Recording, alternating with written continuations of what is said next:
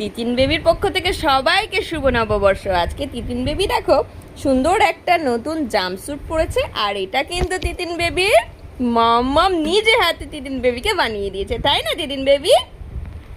দেখো এটা কত সুন্দর করে কিন্তু এমব্রয়ডারি ওয়ার্ক করে দিয়েছি, আর এখানে এইগুলোতেও কিন্তু লটকানগুলোতেও এমব্রয়ডারি ওয়ার্ক করে দিয়েছি।